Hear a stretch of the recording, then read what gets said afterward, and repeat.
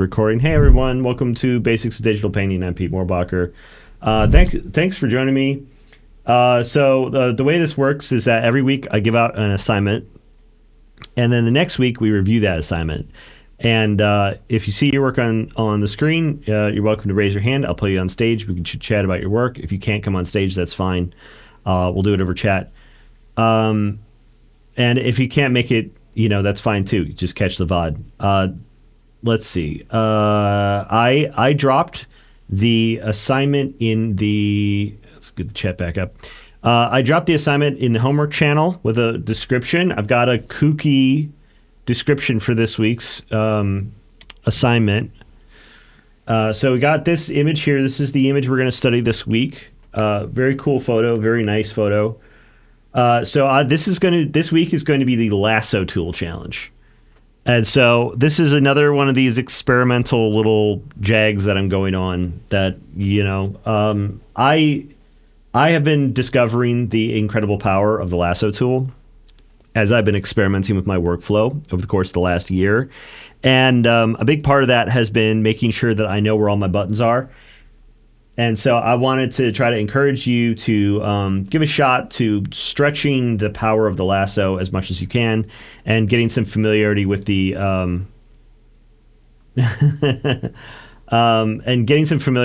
overall keys, associated with using it. So the idea is when you go to, I'm going to demonstrate a little bit here.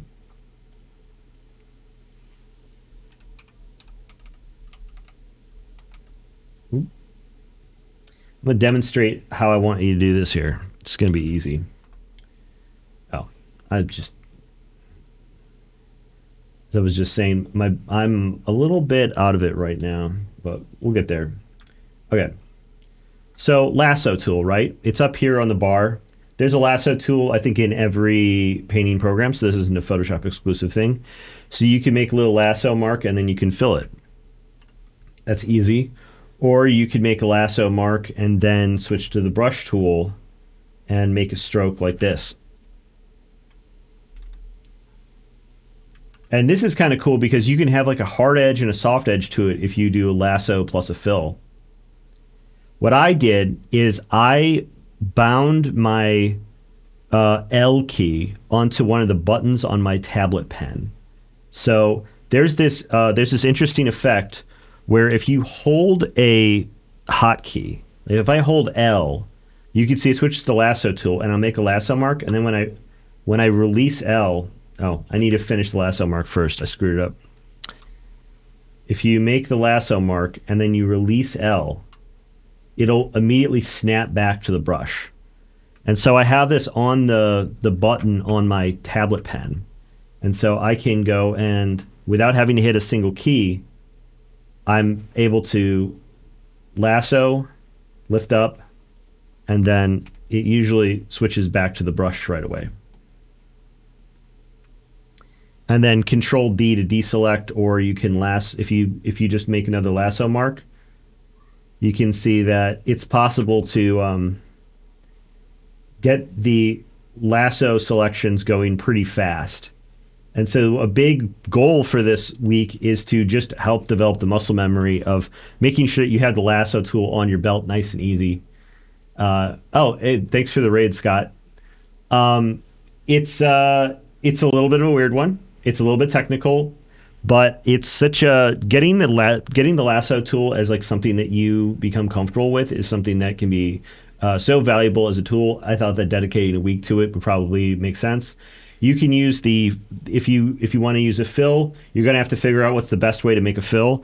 I personally like it on the keyboard. Alt backspace does a fill foreground color. So you can use lasso fill, you can use lasso brush, you can use even use lasso dodge and burn. But I want you to, in good faith, use the lasso first. Right? So I can lasso dodge here, or lasso burn, to do a little bit of rendering that way as well. Does it make sense? I'll take questions at the end. Let's just jump into the assignments for this week. Mossy Rock was the first one up. Let's see. Is Mossy Rock with us? Mossy Rock is here. Mossy, do you want to hop on stage? Do you have a mic? If you want to hop on stage, feel free to raise your hand. Oh, there you go. Hey, how's it going? Hello. Goes well. Thank you. So tell me about your experience with the assignment this week. It was good. I was expecting it to go poorly. I've never really done any sort of pixel art stuff before, but yeah, it just. I mean, I think the face is a little bit strange, but I feel like from a distance, you can get a sense of what it is. So Yeah, happy with I'm it. just going to bring up the reference side by side so we can compare it in context here. Yeah. So what was your biggest challenge trying to work on things at this like super tiny resolution? To be honest, it didn't really feel that different. It was mostly just. I mean, I struggle a lot with getting like values right. Mm-hmm. So a lot of it, I was just like adjusting the values to be a bit closer. I think it's still like a little bit desaturated. Not what's the word? It doesn't. I feel like it still doesn't have enough contrast, but it's better than I normally do. So, you know, Yeah, I suppose that was my biggest trouble. one of the big challenges for this, and I think one of the big learning lessons from this assignment is like, it's you can't just grab the spot colors for everything, right? Because, like for instance, on the lips here, we have this really really dark color on the lips, but making like a single pixel that's that dark is not necessarily going to accurately depict what the mouth is going to be, right? Oh wait, I blew up the resolution so that it's like mega big. So I'd have to like sort of simulate pixels here. But like trying to draw in like the full block for the mouth or whatever is going to look like a mustache or something, right?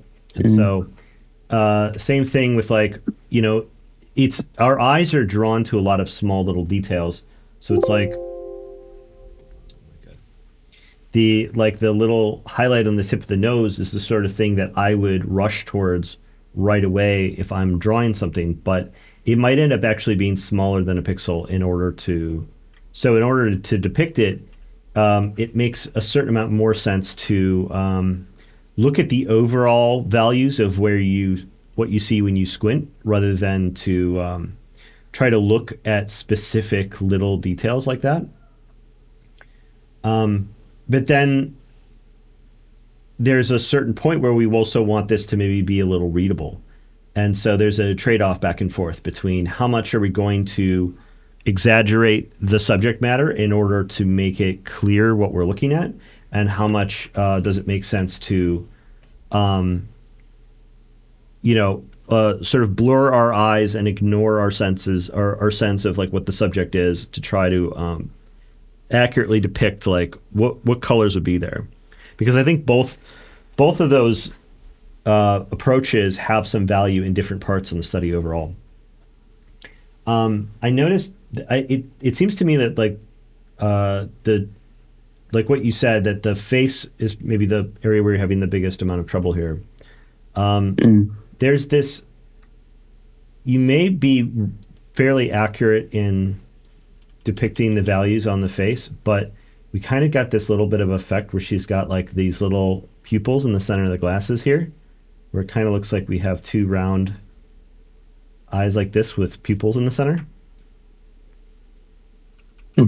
And I think the solution to that is either to ignore these smaller details like the pupils and focus instead on finding a way to like clearly depict like the color that we're getting from the reflection from the glass, or maybe even some of the transparency from the glass on this side to show the transparency of them, and really not worry about the eyes.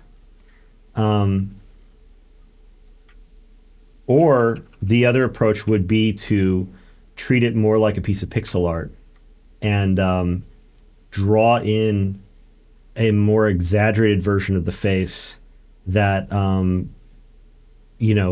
departs from the reference in a way, but also shows like like a stylized version of the girl's eyes. And I feel like right now you're sort of threading between the two because we have. It seems like we've got. Was it on purpose to sort of try to depict the eyes here with the darker Yeah, bits? yeah, it was. Yeah. Mm. And it's like it's sort of leaving us in a little bit of an uncanny valley between the two at the moment. So it's an interesting thing because I found myself I tend to go on the side of looking at it more in terms of the abstract and just ignoring what I found that one of the things that really helped me in trying to do my studies better was to just ignore things like small details like the eyes and just look at it from the perspective of like, okay, well, if we're going to really zoom out and see just the biggest of the big shapes, maybe we're only going to see like a faceless like piece of geometry that's the shape of the head. And in that, try to get the biggest of the big shapes and leaving behind many of the important features in an effort to try to capture what the largest, most abstract elements are in the scene.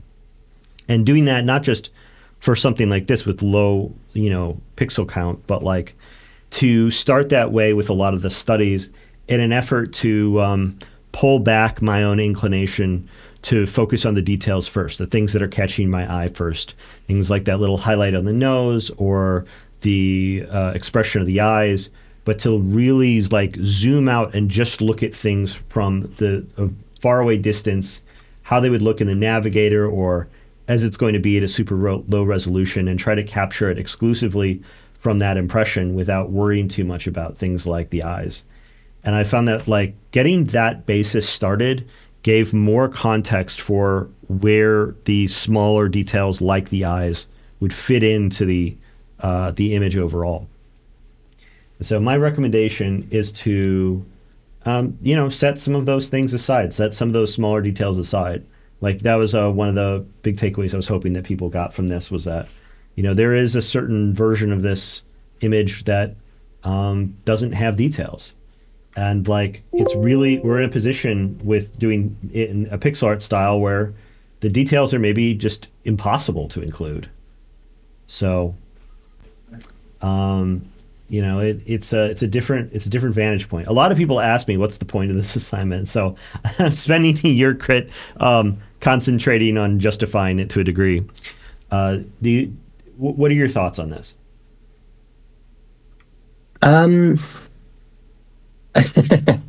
I'm not sure. Like, I think what you're saying about like sort of handling a lot of the details is like helpful. And I think like that it would have turned out a lot better had I done that. But I was trying to sort of like represent everything as best I could with it. So yeah.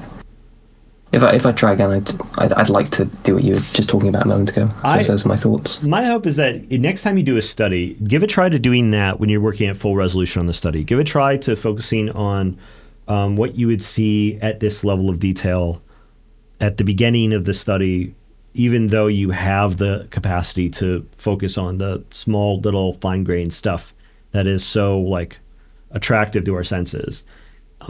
It's like when we look at the reference image, we see the eyes, we see all the facial features, we see the fingers, we see all the tight folds that are creating high contrast. Our eyes are like magnetically drawn to high contrast and like small important details that give us like social cues. And so the process of like developing our discipline is sometimes a matter of like intentionally filtering out all of that information so that we see only what is like the big broad strokes, the thing that is actually like beyond the stuff that's most attractive to our eye, the things that are affecting like how we see the image in a broader way.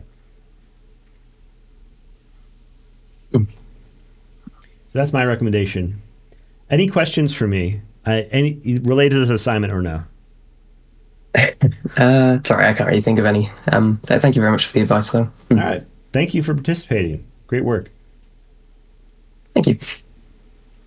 All right. So let's pull up the next one. We've got, actually, I want to pull up I'm going to skip the line a little bit. Here's a preview of who's coming. We got this one. Lens. Lens was the one person who did this in a pixel art style.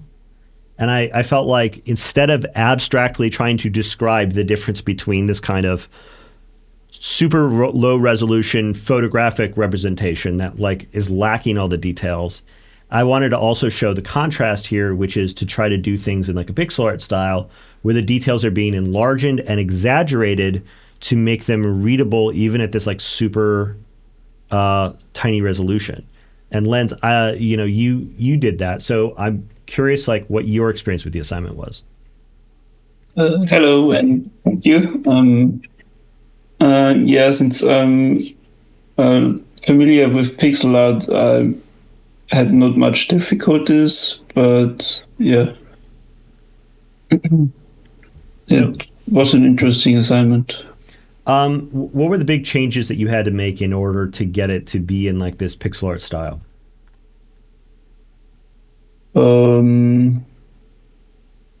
Abstract a lot of things, I think. So I did the big shapes first, and then I did the details. Okay. It seems to Sorry, me I don't know how to explain it better. well, it seems to me like you've changed the proportions of the figure a lot in order to make it readable as in this resolution, right? Like her head is quite a bit bigger, and you've made her a little wider, and this is giving you more space to be able to depict like the folds on the shirt, and giving you enough pixels to work with. I was really impressed by the fact that you managed to get like the eyes underneath the glasses, that there was actually the little bit of transparency, the little bit of like bright transparency on the edge of the glasses that we could see through, and we can see the eyes underneath the glasses even. You managed to find space for the rim and then the orange part and then the eyes, and it all reads quite well at its like full size. Even as a teeny tiny image, all of those elements are still highly readable, even though it's like the head is only about what, like 20 something pixels tall. Yeah, 15, I guess. Yeah. Yeah, I also really liked how it turned out, because I drew characters with sunglasses before, and they're kind of difficult to pixel art. Yeah, I figure most combinations of pixels that you think might look like glasses are just going to look like nothing. Just like when you do pixel art wrong, it just kind of looks like random colors, right? Yeah. So it's a really interesting contrast with the other approach. I thought both of them were valid. I don't have a lot of experience with pixel art, so I can't critique your work as a pixel artist specifically. I just wanted to bring you up to speak about the different sort of philosophy of approach between this and the other ones. And I think that like outside of pixel art, this kind of interpretation of the study is something that's still really valid. We see this. Some artists seem to have an easier time with this than others, and it might be something that someone in the audience might want to challenge themselves with, to instead of trying to recreate it perfectly as it is with all the proportions correct and all the colors correct and sampling everything off of the reference, to take it and stylize it and bring it into your own style. That this is in some cases like an even better choice than trying to keep it as realistic as you can. Yeah. Maybe one thing I want to say with pixel art is that it usually looks better if you reduce the color count a lot. So I think it's 10 colors or so, or 8. Mm-hmm. Interesting. And I think that helps. It's something I learned.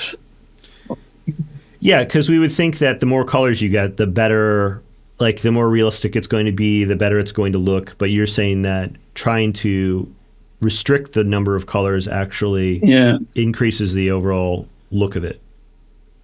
Yeah, and then it becomes more like a puzzle where you figure out which puzzle piece or pixel you place. That's why I like it a lot. Yeah. It's cool. I've always loved the look of pixel art, and the puzzle aspect of it I always found to be really appealing as well. I think that those kind of choices also do carry over outside of pixel art, which is again part of the reason why I wanted to push everyone down this lane this week. Any other questions or comments you want to have before we move on? No, I'm sorry, I can't think of one. But okay. Thank you for bringing me upstage. Yeah, no, thanks for your work this week. Is an excellent example. I'm so happy that we got to see this in specific instead of me talking about it and sort of hand waving in front of the screen. It's really cool to see your work. All right. All right. Have a good one. You too. All right. Now we're going to get back to these other ones. Nasami. Is Nasami here? In the past, sometimes we've had people who show up after I've already created their stuff. So we're just going to like push Nasami back a little bit. We'll get back to them. Nanoboy's here. Nanoboy, I don't remember. Did you have a oh, you got a mic. Awesome.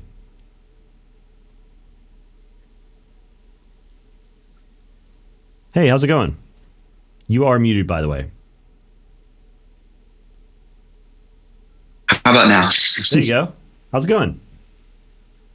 I'm doing well. How are you? Doing really good. So, what was your experience with the assignment this week? Well, so first of all, the kind of like purpose of it that you were getting a question on, I think when I first saw the assignment, I thought it would be a perfect opportunity specifically for me, because if you watch my typical flow, like I'm already zoomed in anyway. Oh, yeah? And that's something that I would like to work on eventually, because I know that I can tend to get a little bit like bogged down in the details that don't actually contribute to the readability. Mm-hmm. But so I really enjoyed that I was kind of forced by the lack of pixels to try to look at the bigger shapes. And I really liked how I was using kind of like adjustment layers to force the values of it. So after I finished putting in the original colors, it was very muddy. Mm-hmm. and it was like, even though you think you're picking, a bright value to add contrast on the shirt, for example, you would like step back and realize that it wasn't as bright as you thought. So yes. With the adjustment layers, it was able to read. But this is something that I have to say is a really common problem for people who zoom in too early, because when you zoom in, the like relative contrast between two areas looks like way bigger than it does when you zoom out.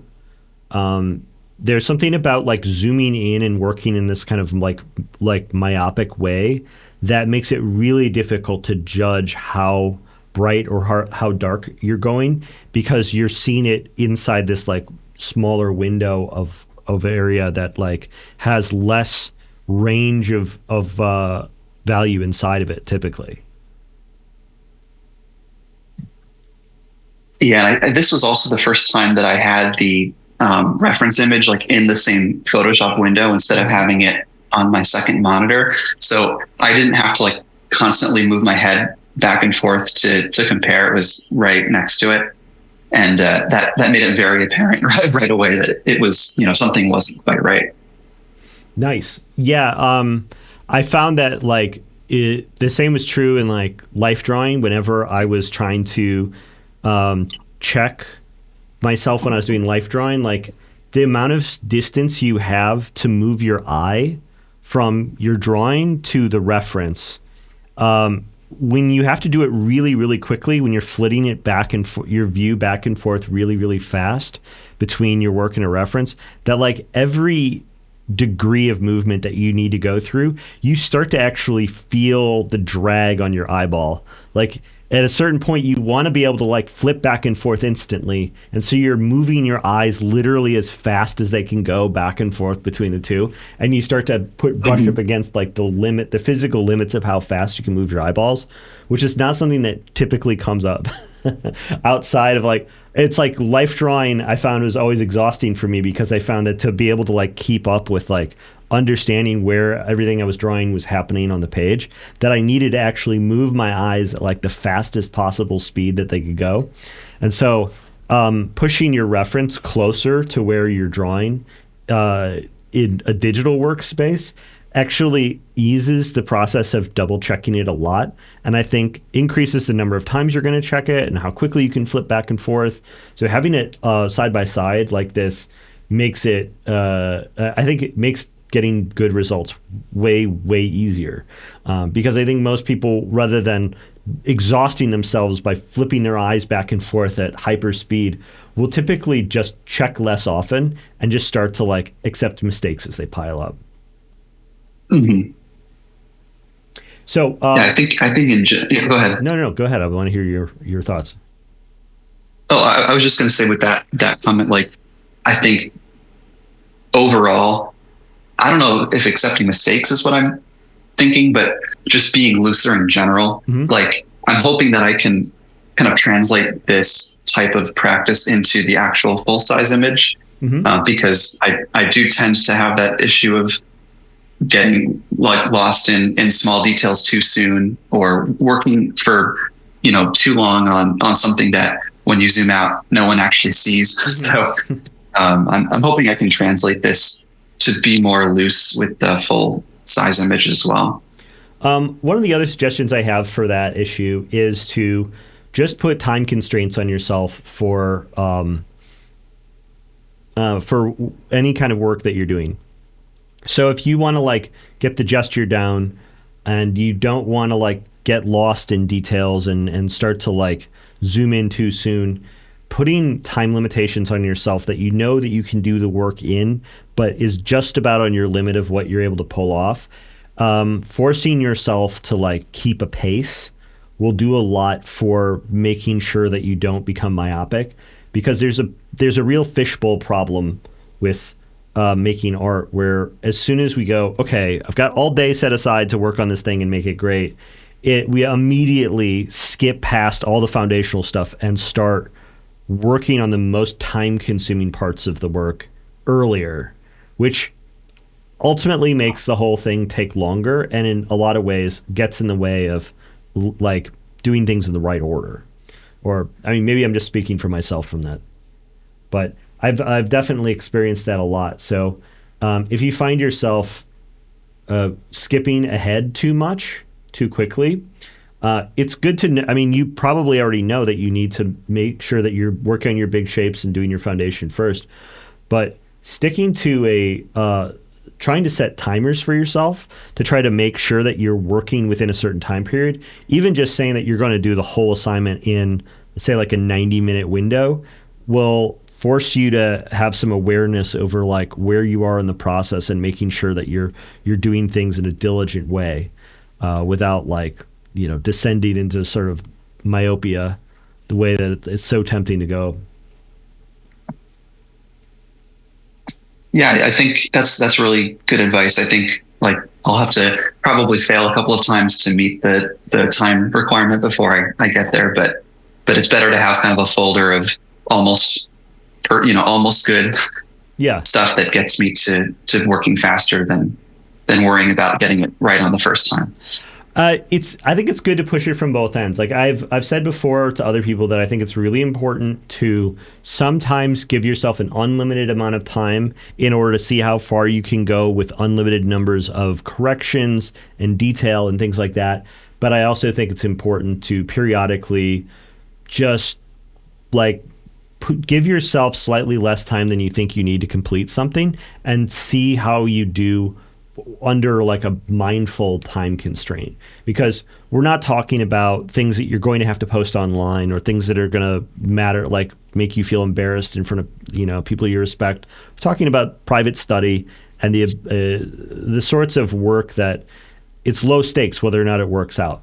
Like it's a matter of, investing in practice rather than like, having to perform on stage. So it's no big deal if you give yourself an hour to do a study and it totally falls apart. It's a total miserable failure. Honestly, I think that kind of stuff is productive to do every once in a while. Yeah, thanks. I think that's really good advice. All right. Well, any questions for me before I let you go? I think this time I'm good. But yeah, thank you again. No, thank you. All right. Amanda, you're up next.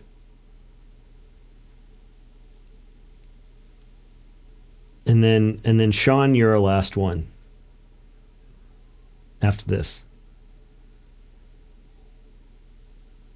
Hey, Hello. Amanda. How's it going? It's going pretty good. What was your experience like with the assignment? Pretty good, other than the first time I did it, I didn't do it quite right. I was looking at it like making an icon for like an MMORPG game, which I was learning during my mentorship, which I'm like, good to do it that way, but that wasn't the point of the assignment, so I redid it with the proper constraints. Yeah, I saw a couple people say that they like took the suggestion of doing it a larger size and then shrinking it down. And I think that was just a bit of folk wisdom that got passed around. The intent was always to do it at 64 pixels. What was your difference in experience between doing it at like a high resolution, shrinking it, versus doing it at like the super restricted 64 pixels? The first one I drew it at like 512 pixels. So I'm like, it's still like smaller, but it wasn't very different from actually just drawing it at whatever size. And then shrinking it down, I went and I adjusted some of the pixels just to clarify stuff. But I actually think that when I went and did it the second time here, it was easier to sharpen things up and kind of easier to, I guess, like bring out certain things. Like I was trying to get her glasses on the one side. You got the more like orange bit there, and it was easier for me to get some nuance in it when it was smaller to begin with. Interesting. So it sounds like you're saying it was actually easier to start with the smaller size. Yeah, it actually was, or at least for me it was. Oh, okay. Interesting. Yeah, one of the questions that came up in the middle of this before also was people asking about anti-aliasing. Like how much, like one of the things that I've noticed a bit was like, there's this temptation to want to make all the edges super hard at a resolution this size. And I think for like a pixel art style that works really well. But I do wonder about like if we can create a little bit of a perception of a softer edge in parts, or like a kind of half a pixel in parts by, God, I'm kind of bad at this, but by having a like a slightly brighter color in spots to create like a kind of half pixel effect where we can smooth out some of these sawtooths a little bit, and then also build in a couple little extra layers of nuance on some of these like more solid spots here. I really like the way that you did the face. The bit of like up close, it doesn't look like much at all, but then looking at the navigator, like her nose reads really clearly. The nose and the eyes and the glasses all like read really, really clearly here. I played around with it for a bit because you can only get away with so much with such little resolution. So I'm like, okay, there's definitely orange on her face, and zooming out there, that little bit on the tip of her nose really sticks out. But if you have it that bright, it looked funny. So I'm like, okay, maybe something not so bright looks better. And I just kept kind of pushing and pulling until I was happy with it. I think it doesn't even just represent like the bottom plane of the nose. It up here, it almost looks like the whole side plane of the nose, because like we get a little bit of a highlight on the side plane of the nose as well. We're catching a little bit of light off the forehead. You know, the same lighting that's hitting the forehead here is also hitting the top front of the nose. Even though it's like the shadowed side, there's still a little bit of highlight there, and that causes the nose to kind of stick out in front of the glasses, even though it's just 1 pixel. Having 1 pixel in exactly the right spot feels like it's causing that to add a little bit of extra dimension to it, which I think is really nice. Where do you think you were struggling the most with this overall?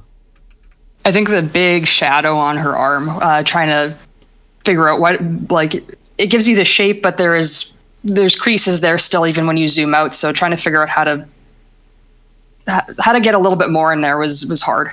Yeah, I wonder if the solution here is, instead of focusing on trying to get all the little pieces, I wonder if you could keep, like, we can see that we get these nice core shadows like at the transition between the folds, that I wonder if making a kind of core shadow would add a sense of additional like lighting subtlety to this. Because when we fill that dark area with something a little brighter but leave that dark space between the two, it starts to feel a little bit more like a core shadow, I think. I think so too. Okay.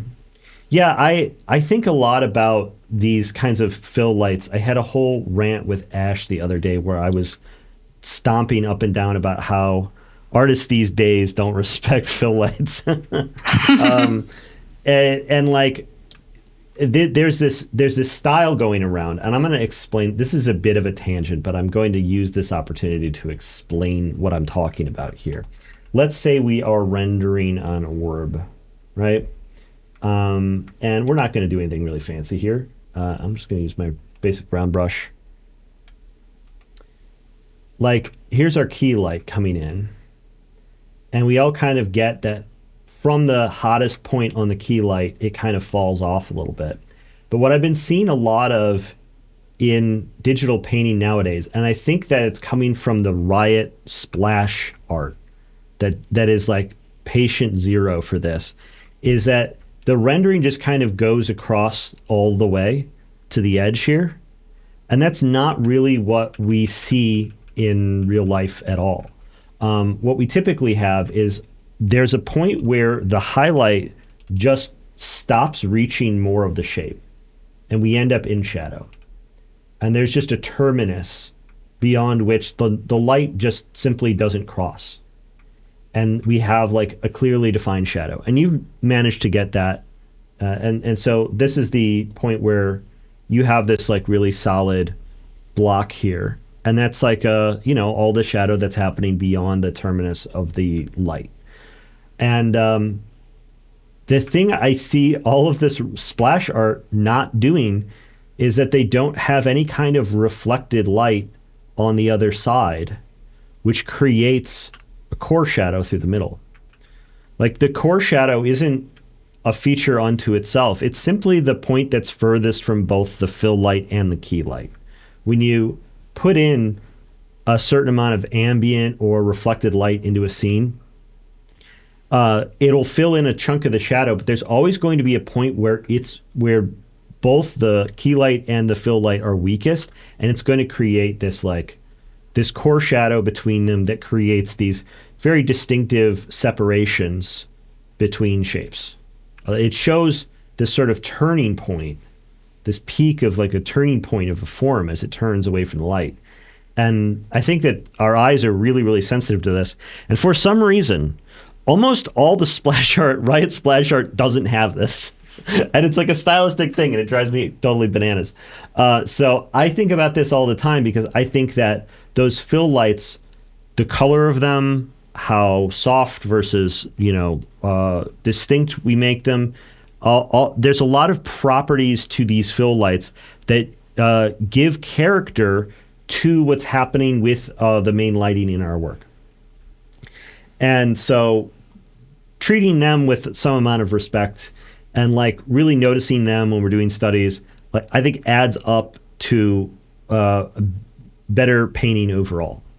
And in this piece especially, I feel like we see like a lot of reflected light over here. Like on the shirt, you can see how much there's the amount of reflected light like coming up off the top of the shoulder here is almost as much as what we're getting from the edge of the key light coming on the opposite side.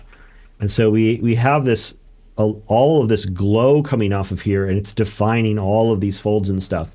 So finding a way of simplifying the broader shapes of the light and thinking about it like that, rather than worrying about, I think that bringing it back to the pixel art challenge here, trying to make a painting where we do every single one of these little folds perfectly and have these core shadows for everything perfectly is a huge chore and not a very efficient way of thinking about the painting. So what I'm proposing is that we think about this from the broad strokes, that we have this thinking about all of the shirt as like a broader, bolder object. We get this like progressive fall off from this very hot blown out highlight over on the left side of the shirt as it like gets progressively dimmer as we go around, and then coming in on the opposite side we end up starting to get a little bit of this fill light, and between it we get this nice deep core shadow. And you can, without having to go in to try to mock all these individual folds, you can actually get that kind of large shading of the body as a whole and consider it there. And then once you've got that kind of settled, then you can go in and start to break it apart. If you have these big shapes all laid out, then you can go in and start to, twist and pull at them a little bit, bring in colors that are a little bit brighter on some sides, bring in colors that are a little bit darker, and like then craft smaller variations inside those bigger shapes to create these folds. But it's really easy when you already have the big stuff established. So it would, it does the thing I'm proposing would do two things for this study in specific.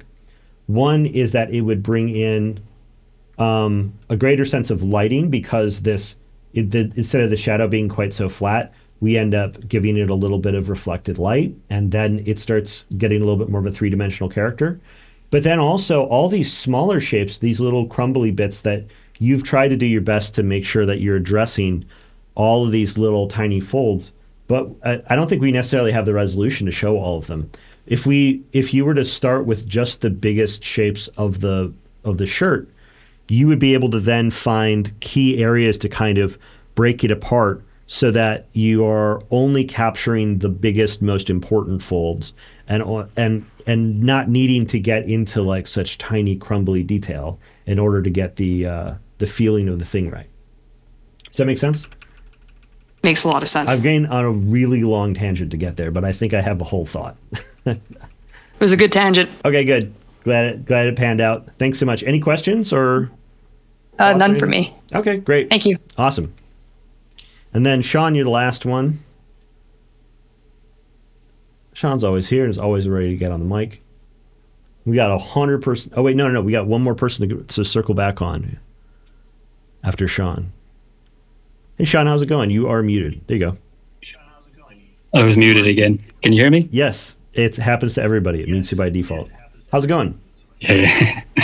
Not too bad, and you? I'm doing really well. What was your experience like with the assignment this week? Well, I think I have the opposite problem to Nanoboy in that the big stuff is what I found is my stronger point than details. Uh-huh. So this was up my street, I suppose. But I did find difficulty trying to decide which details to include, especially in the folds on the left. Well, both sides of the shirt, I suppose. There's a lot of folds around there. Right. So that was the most difficult. And I started out... I noticed you exaggerate. You changed the colors quite a bit in order to give yourself more color contrast to like make the separation between the shirt and the skirt a little bit easier. Easier for me, yeah, exactly. Yeah, because it is smart thinking. Yeah, it did make my life easier because those colors are quite similar. So yeah, I was struggling a bit to get the distinction between them. So I just went, fuck it, I'm going to make it blue. I think that that's always a fair choice to just say fuck it, I'm going to make it how I want instead of how it is. I'm glad you're taking advantage of that.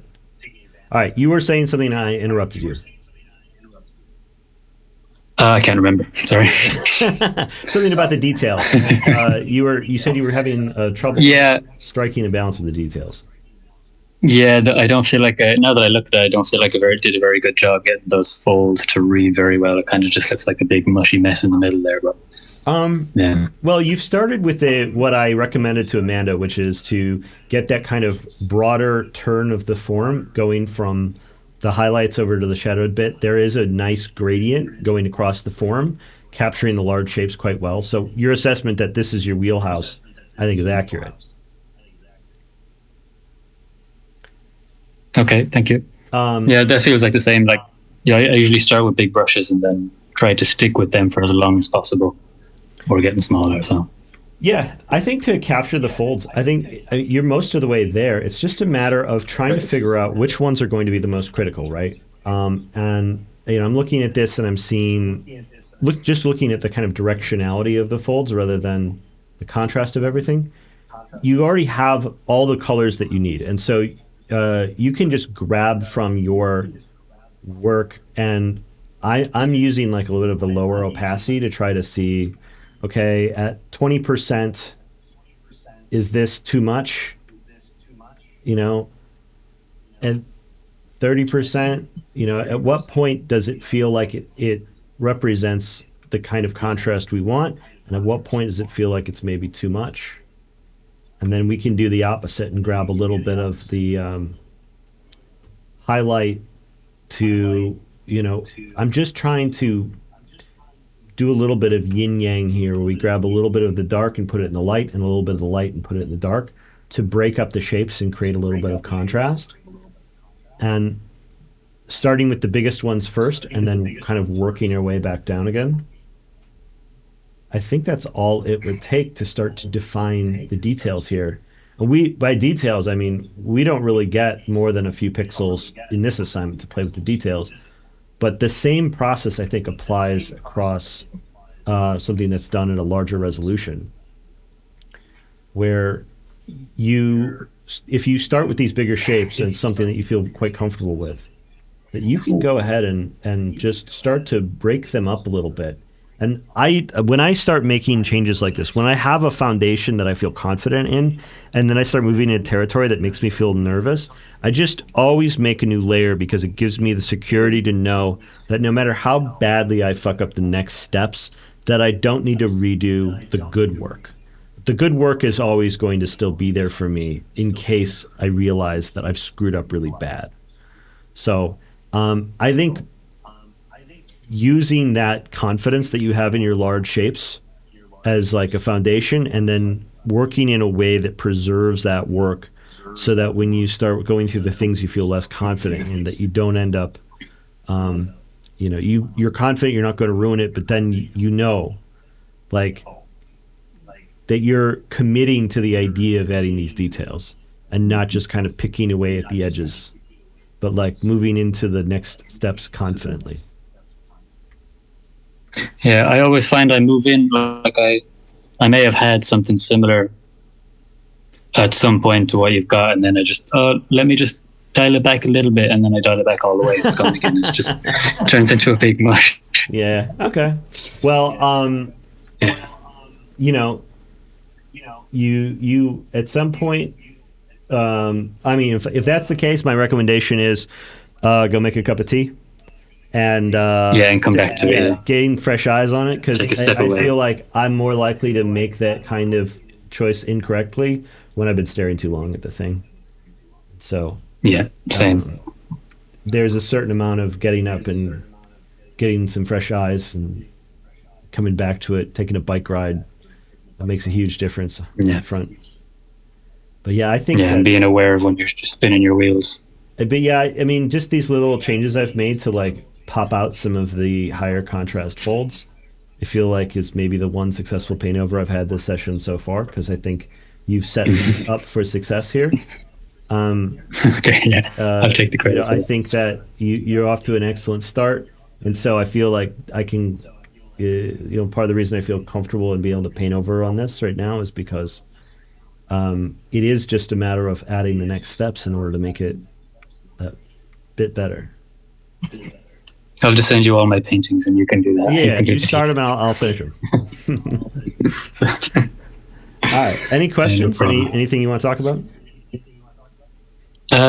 No, it's a good assignment. I liked it a lot. There's other ways to do it. If I don't know if you saw, I sent a message there I saw a video of a guy today doing it, trying to do a study in 30 strokes, 30 which I thought was quite strokes. similar, but an interesting way to do it. It was only a profile of a head, but an interesting challenge to try out, and it wouldn't take a whole week. You could do it in in a few minutes, I suppose. Yeah, that sounds like a challenge to me. I might have to write that down. I'm trying to come up with a series of challenges that I can share. 30 strokes. That sounds awful. The other one, there's a very old art assignment doing contour lines, trying to do the entire piece without lifting up your pencil once. It's like a very common art school thing. The classics. Yeah. Yeah, I always hated it. I always thought it was lame. I never got much of it, but you know, maybe I feel like I'm just not cultured enough. I like that because it allows you to kind of feel the form rather than use your eyes too much. But it's just a different way of approaching things, a different way to. I have a hard See, I time suppose. maintaining mindfulness through a longer period like that. I feel like I can focus for like one stroke at a time, but to try to maintain some sort of awareness for 30 seconds or whatever while I'm doodling around, I find that I just want to like just wobble, like incoherently wobble, rather than really let my pen find the thing and feel like I'm feeling the whole thing. I'll become impatient and think, oh, I should just add wobbles, because the wobbles are going to look good, because there's something. I get this intuition that maybe if I just let the hand take over, the hand knows better than the brain, and it doesn't. It absolutely doesn't. I had the same problem when I was doing traditional painting, where I will sometimes not know exactly what I need to do, and I'll just decide that the paint knows where it wants to live and just put it wherever and just hope it finds its way home. And it's a terrible plan. Like, working with intention is the only way to really there's times where you want to let stuff be a little random, but so often we're just better off working intentionally. And so finding the rhythm and where we can maintain that intention throughout the process, I think is part of the challenge.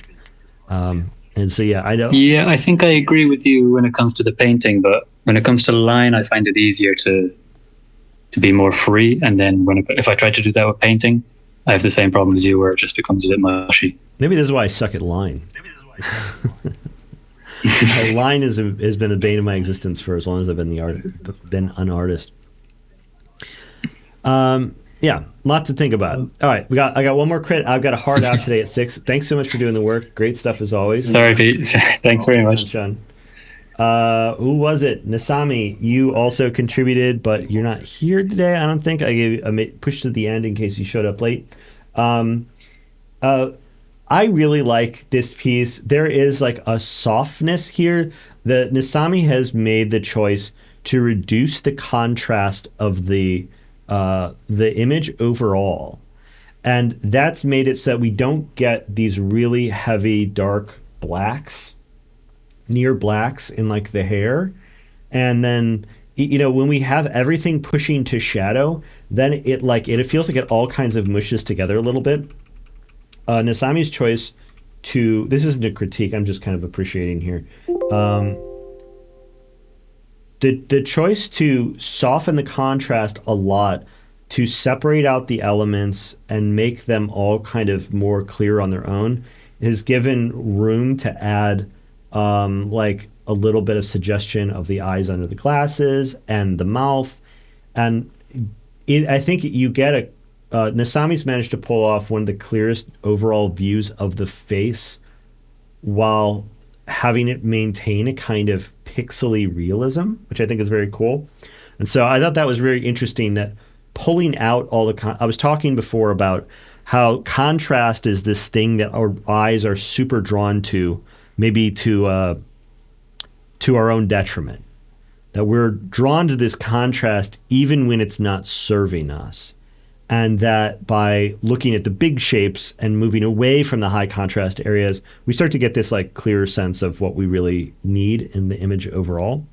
The same might be true of just lowering the other solution to this might just be lower the contrast, especially earlier on in the process, where we just say, listen, we're just not going to get all of the full range of contrast right off the bat, because keeping things a little softer is going to allow us to be looking at everything in a broader way without getting lost so much in the individual linear details. Though I do wonder if it might make sense to finish up a little bit by bringing back in a little bit of artificial contrast. Maybe not going as dark as the real piece, but I think that we might be able to see a little bit more of some beginnings of folds to create the suggestion of a larger fold, or some where we see like distinct overlap, maybe having a harder line of contrast between like where the highlight and the shadow reads, and that would just give us a little bit clearer look at that.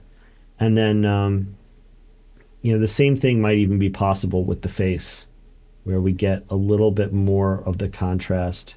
I'm trying to conform to the shape of the pixels here, and be able to get a little bit more of the color and contrast back in at the end in a very selective way, to be able to build out the volume of the figure just that little bit more. And again, I'm hoping that these thoughts actually carry back over into working at a full resolution. This was a little bit of an experiment this week to see, hey, does this make any sense at all? Like, I thought this would be instructive, and I wanted to try it out on you guys. You're always such good sports with me. So I'm happy that there were so many people that participated, got a good sense on how well this works as an overall exercise. If you missed it at the beginning, I'm going to pull up the assignment for this week. This is the piece that we're going to study this week. I'm going to put it back in a chat. It's in the homework channel. Let me link to the homework channel real quick here in the chat. Homework Pete. The instructions are, this is the lasso challenge, the lasso tool challenge. I want everybody to be super fast on being able to use the lasso as a tool. And that means I have mine hotkeyed to my tablet pen, so that whenever I need to lasso something, I can just hold down the button on my pen instead of having to find it on the keyboard. And you can fill in the big shapes with lassos. You can go and then lasso in smaller details like the eye. I've seen people do entire paintings where every single stroke is lassoed before they fill it in or brush it in. And I want you to try that out. It's a bit of a different workflow from what I'm sure a lot of you are comfortable with, but it's something I want on your tool belt. So I want you to try to do the whole painting, lasso and brush, or lasso and fill, lasso and dodge, but lasso it first and then do the thing. It's going to make you very comfortable with how you pull up the tool. You're not going to be able to do it by just clicking back and forth across the toolbar. You're going to have to figure out where the hotkeys are. I have mentioned on the assignment, the hotkey for lasso is L. The hotkey if in Photoshop, this carries over to a lot of stuff. Find the hotkey for lasso. In Photoshop, it's L. B for brush, if you want to switch back and forth between them. The hotkey for fill is Alt backspace. So that's one that I always have a muscle memory for. And so when I'm needing to do something really quick, instead of stumbling around with my toolbar here, it's just always at my fingertips. And so I think that an exercise where you spend a few hours using these tools, you're going to have way more muscle memory for using the lasso as a tool going forwards. So I hope you enjoy it. You guys have been such amazing sports about this over and over again as I've given you a bunch of weird assignments. I'm really looking forward to hearing from you about how this went, if you love it, if you hate it. Thanks. And I just noticed the chat over for the Twitch. Thanks for the raid, Toto Roll Mop. Really appreciate you coming in. Double John is asking, can anyone do these challenges? I'm hearing a faint echo of Pete after he talks. That might be my screen share. I'm not sure. The echo's gone. Okay. The challenges can be done by anybody. You just need to do them over here on the Discord. Go to discord.gg/Huckleberry, and come find the weekly free classes and do the challenge with us next week. We'd love to have you. Thanks, everyone, for joining me. I'll be back again next week. I'll see you here. Have a good one. Love you guys. Bye-bye.